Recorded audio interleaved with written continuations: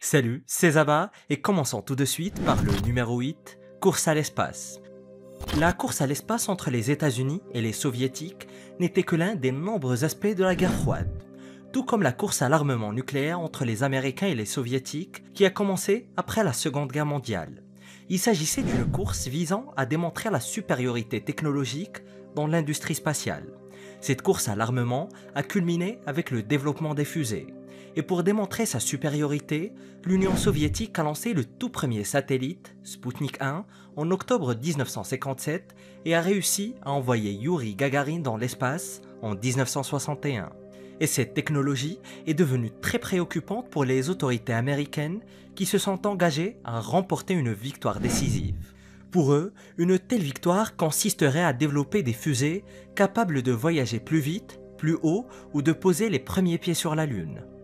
Et en 1962, le président John Fitzgerald Kennedy a fait part des difficultés rencontrées par son administration pour faire atterrir des Américains sur la Lune. Il a donc fait appel au Congrès.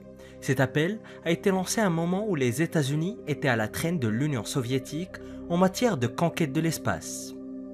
Et en 1966, la NASA recevait environ 4,5% du budget fédéral total, soit 10 fois plus que sa part actuelle. Et cette augmentation des dépenses de la NASA a rendu possible la conquête de la Lune par le programme Apollo en l'espace de 7 années seulement. Pour beaucoup, la course à l'espace a pris fin parce que les Américains ont devancé les Soviétiques, c'est-à-dire les Russes, sur la Lune, donnant ainsi l'impression qu'il n'y avait plus de course digne d'être disputée. Par exemple, en 2019, le vice-président du Conseil national de l'espace, Mike Pence, a expliqué que la NASA lui avait indiqué qu'un retour probable sur la Lune aurait lieu en 2028. Et le conseiller en politique spatiale, Casey Dreyer, a déclaré qu'aucune instance politique ne fournira les fonds nécessaires au projet. Il a même rajouté que la seule raison pour laquelle le président Kennedy avait engagé des ressources pour Apollo était qu'il considérait le programme comme un frein dans la guerre froide. Et la NASA a effectué la première mission Apollo non habitée en 1966 et a ensuite envoyé 12 personnes dans l'espace lunaire au cours de 6 missions. La première mission a été lancée avec succès en juillet 1969 et 5 autres missions Apollo ont atterri sur la Lune en 1972. Ce périple réussi reste sans aucun doute l'un des plus grands, sinon le plus grand exploit technologique de la NASA. Au cours de cette mission, les astronautes ont mené des expériences qui ont permis d'acquérir de nouvelles connaissances scientifiques sur l'industrie spatiale. Et la mission a bien sûr exploré différents aspects de la surface lunaire. Des échantillons de roches ont été collectés, des drapeaux ont été plantés et des équipements scientifiques nucléaires ont continué d'envoyer des données à la Terre. Et ce, bien que la présence humaine sur la Lune ait été de très courte durée. Et si la fin de la course à l'espace peut expliquer pourquoi la NASA n'est jamais retournée sur la Lune, il y a encore bien d'autres raisons que nous verrons dans le numéro 7, mort imminente.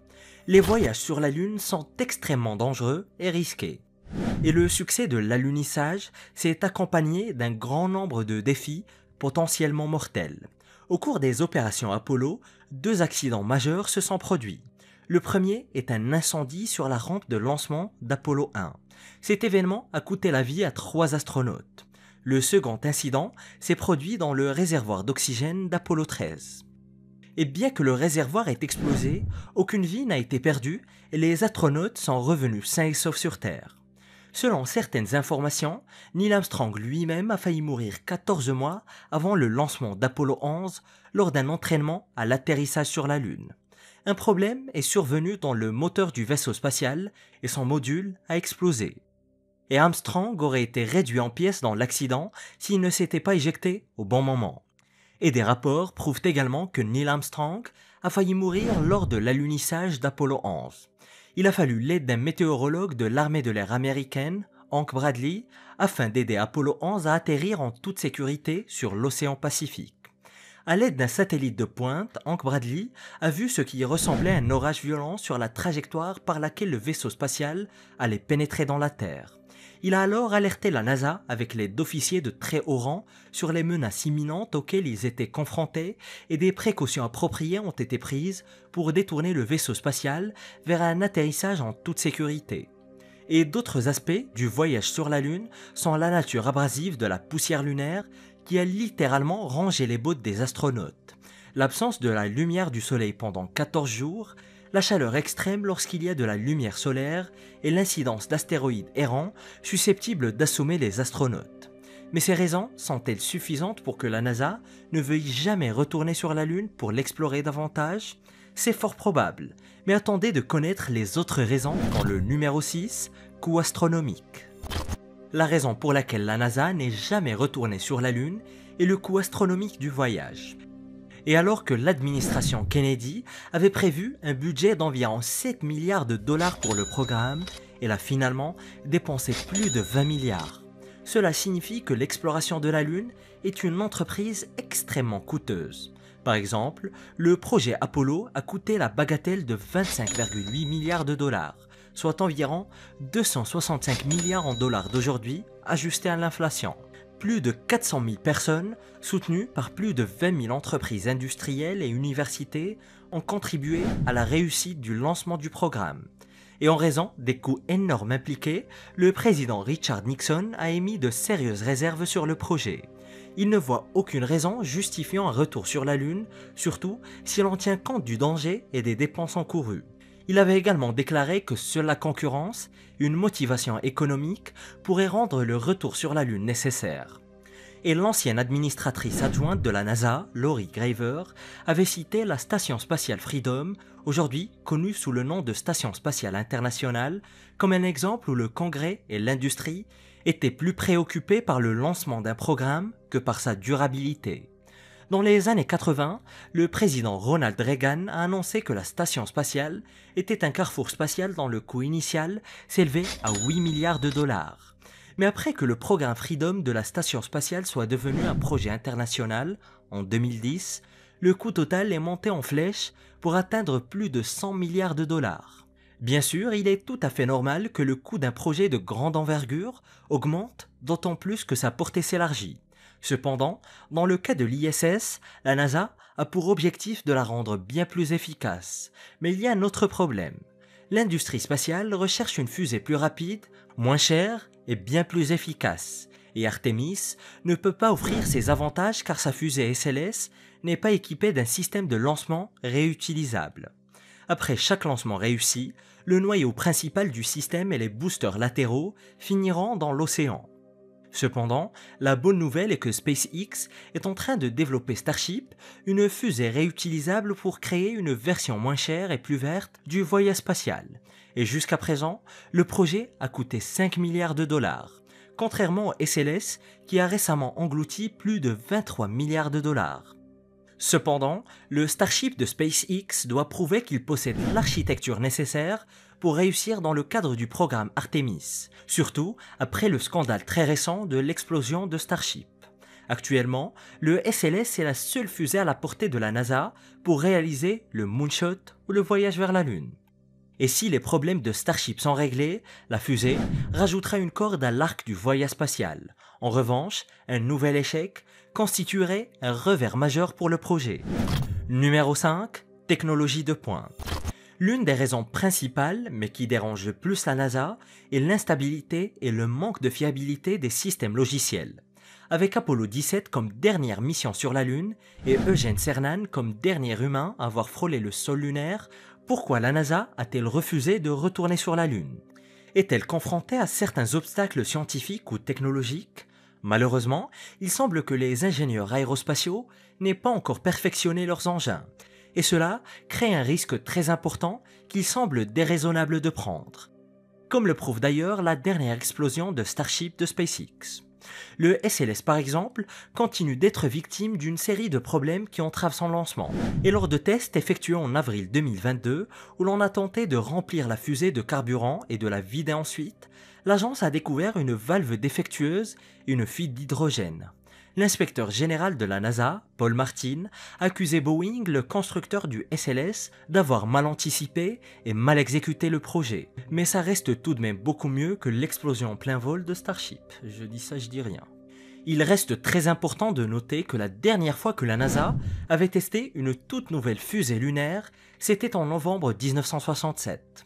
La fusée testée était le premier vol d'Apollo 4, Saturne V, et un rapport de la NASA des années 1970 a révélé qu'Apollo 4 était le résultat de dizaines de milliers de travailleurs du gouvernement, de l'industrie et des universités.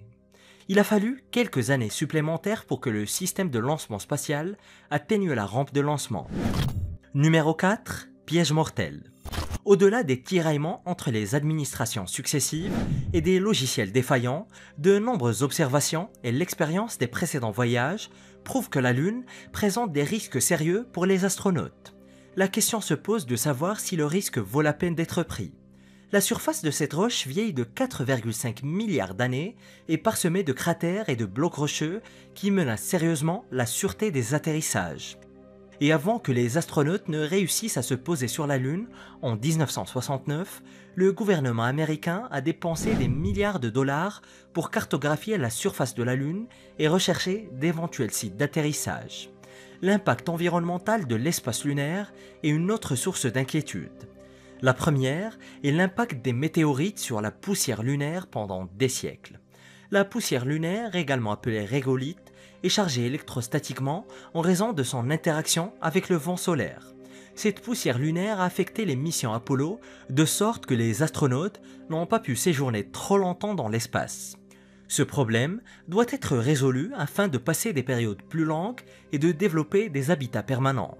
De même, la moitié de la Lune est exposée à un enfer brûlant pendant environ 14 jours d'affilée, et ce, en raison de l'absence d'atmosphère protectrice. Les 14 jours suivants, le même côté de la Lune devient totalement sombre, ce qui fait de la surface de la Lune un endroit très froid. Et pour faire face à la période d'obscurité, la NASA a développé un système de fission afin d'alimenter les astronautes en électricité. Il a également conçu des combinaisons spatiales et des rovers qui résistent aux radiations et à la poussière et qui permettent d'effectuer des missions dans l'espace lunaire pendant bien plus longtemps. Mais il reste à déterminer si l'équipement est prêt à être lancé. Tout cela soulève la question suivante. Si l'espace lunaire comporte des risques qui menacent la vie des humains qui s'y rendent, pourquoi ne pas y envoyer des robots? Et la réponse à cette question est contenue dans la déclaration de l'astronaute de la NASA, Buzz Aldrin. Il affirme qu'il ne fait aucun doute que les robots font un travail remarquable, mais que la contribution humaine est inestimable et que ces innovations ne peuvent être anticipées. Il cite un moment où Neil Armstrong et lui-même, à bord d'Apollo 11, ont senti l'odeur de la poussière lunaire. Neil Armstrong a décrit l'odeur comme celle de cendres mouillées, tandis que pour Buzz Aldrin, l'odeur était similaire à celle du charbon de bois brûlé après un feu d'artifice. Il va sans dire qu'aucun robot ne peut percevoir ou identifier l'odeur. En fait, d'autres astronautes ont également fait part de leur perception de l'odeur. Il existe également une croyance selon laquelle il existe des aliens dangereux qui rôdent autour de la Lune. Une théorie qui veut que certains astronautes soient revenus sur Terre avec des spécimens d'extraterrestres, aujourd'hui conservés dans des laboratoires ultra secrets. Je ne sais pas si c'est vrai, mais si c'est vraiment le cas, je ne voudrais pas non plus retourner sur la Lune. Numéro 3. Politique. Une société démocratique exige un changement constant de gouvernement et chaque gouvernement a ses propres aspirations et convictions. Et les présidents des États-Unis n'arrangent pas non plus les choses en ce qui concerne les plans et les objectifs de la NASA. Chaque administration a des plans qui ciblent certains projets qui prennent moins de temps à réaliser et qui négligent les programmes spatiaux. Et cette agitation administrative rend difficile l'engagement dans des projets qui sont non seulement gourmands en capitaux, mais qui dureront aussi plus longtemps que le mandat du président. Et comme on peut s'y attendre, l'un de ces programmes est le retour sur la Lune. Prenons par exemple la directive donnée en 2004 par George Bush à la NASA pour qu'elle trouve un remplaçant à la navette spatiale américaine originale. La NASA a mis en point le programme Constellation dans le cadre de l'initiative d'exploration spatiale. Ce programme permettait à la NASA de faire atterrir des astronautes sur la Lune à l'aide d'une fusée et d'un vaisseau spatial connus sous le nom d'Ares et d'Orion respectivement. L'agence a dépensé 9 milliards de dollars sur 5 ans pour le programme de vols spatiaux, mais le projet n'a pas abouti. Après l'arrivée au pouvoir du président Barack Obama, celui-ci a annulé le programme en 2010. Après avoir abandonné le programme de Constellation, Obama a approuvé le SLS, son système de lancement spatial. Et il a demandé à la NASA d'envoyer des astronautes sur un astéroïde proche de la Terre en préparation d'une série de missions vers Mars, mettant ainsi de côté la mission vers la Lune. Le système de lancement spatial est le véhicule qui transportera l'équipage et le fret du programme Artemis. La NASA a confié son développement à Boeing et quand il a réussi à faire décoller Artemis 1 le 16 novembre 2022, le SLS est devenu le premier véhicule de vol spatial conçu par la NASA depuis les débuts de la navette spatiale en 1981. Lorsque le président Donald Trump a pris ses fonctions, il a adopté le SLS mais a modifié l'objectif de son prédécesseur de lancer des astronautes vers un astéroïde en 2017. Au lieu de cela, il a donné la priorité aux missions vers la Lune et Mars, remettant ainsi la NASA sur la bonne voie. Il souhaitait également utiliser Artemis pour envoyer des astronautes sur la Lune en 2024 et maintenir une présence humaine durable à long terme, contrairement à l'objectif initial de la NASA fixé à 2028. Et sa détermination s'est traduite par une demande au Congrès d'allouer 1,6 milliard de dollars supplémentaires au programme d'Artemis en 2020. De telles implications financières et des changements fréquents dans l'objectif et les plans de la NASA ont entraîné l'annulation de plusieurs programmes et des pertes qui se chiffrent en milliards de dollars. Les changements ont également entraîné une perte de temps et d'intérêt. Et depuis l'époque de Kennedy, aucun président n'a été en mesure de financer le projet de retour sur la Lune qui a été couronné de succès. Avant que les astronautes ne puissent s'envoler, le gouvernement change, une nouvelle administration prend le relais et le projet de vol est annulé. Cependant, l'actuel président des États-Unis, Joe Biden, semble suivre la ligne de son prédécesseur puisqu'il a maintenu la priorité pour le projet Artemis. Numéro 2. Balance bénéfice-risque. Pour certains, la véritable raison qui empêche la NASA de retourner sur la Lune est que les avantages d'un voyage sur la Lune doivent être tangibles. Ces théories estiment qu'il n'y a pas assez de raisons de retourner sur la Lune. Les avantages du projet sont basés sur des croyances théoriques et le gouvernement américain est très réticent à prendre le risque d'investir une part considérable de l'argent des contribuables dans un tel projet. Cette école de pensée estime que le vrai problème n'est pas de retourner sur la Lune, mais de savoir ce qu'il y a à y gagner. La planification d'un retour sur la Lune ne se limite pas à la preuve de la capacité d'y retourner. Et au fil des ans, le débat a porté sur la question de savoir s'il valait la peine de se rendre sur la Lune en premier lieu. Et la question principale est de savoir si cette exploration présente des avantages scientifiques ou tangibles. Certains astrochercheurs pensent que la Lune est un très bon endroit pour en apprendre plus sur l'évolution du système solaire. La raison en est très simple.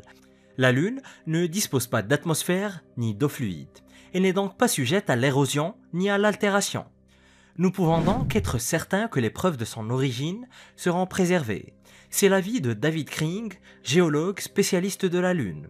Cependant, en 2003, la navette spatiale Columbia a été victime d'un accident au-dessus de l'atmosphère terrestre.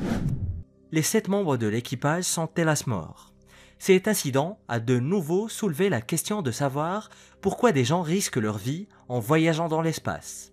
C'est à ce moment-là que le président George Bush définit une nouvelle mission pour la NASA. Selon lui, si l'exploration de l'espace met en danger la vie des gens, il devrait se concentrer sur la Lune. Mais le risque en vaut-il vraiment la peine? C'est certainement l'une des questions qui empêche la NASA de retourner sur la Lune. Numéro 1. On nous a menti. Les missions réussies d'Apollo 11 à destination et en provenance de la Lune n'étaient qu'une supercherie. Et malgré toutes les preuves apportées au monde concernant le succès des missions Apollo 11, certaines personnes continuent de croire que toute l'opération a été truquée. Bill Kaysing était à l'avant-garde de cette théorie. En 1976, il a publié un pamphlet intitulé « We never went to the moon ». Nous ne sommes jamais allés sur la Lune. Il y affirme que les États-Unis n'ont pas la capacité technique nécessaire pour réussir un tel voyage aller-retour vers la Lune. Ses arguments étaient très convaincants car il parlait d'un point de vue d'un initié. Il a en effet contribué au programme spatial américain et a participé à la conception des moteurs de la fusée Saturne V. Et cette école de pensée estime qu'étant donné que nous ne pouvons pas créer un véhicule spatial suffisamment performant pour effectuer les voyages, il est impossible de voyager ou même d'envisager de voyager à nouveau vers la Lune. La question est donc de savoir ce qu'il faudra à la NASA pour réaliser le souhait de déployer une nouvelle équipe d'astronautes sur la Lune. De plus, maintenant que nous avons vu la Chine mettre en place un programme spatial robuste, cette démarche audacieuse de la Chine attisera-t-elle l'esprit de compétition de la NASA pour mettre en place un retour sur la Lune encore plus révolutionnaire, voire même un voyage sur Mars? Et découvre certaines des histoires les plus terrifiantes et les plus déroutantes des siècles obscurs du Moyen Âge en cliquant sur cette vidéo.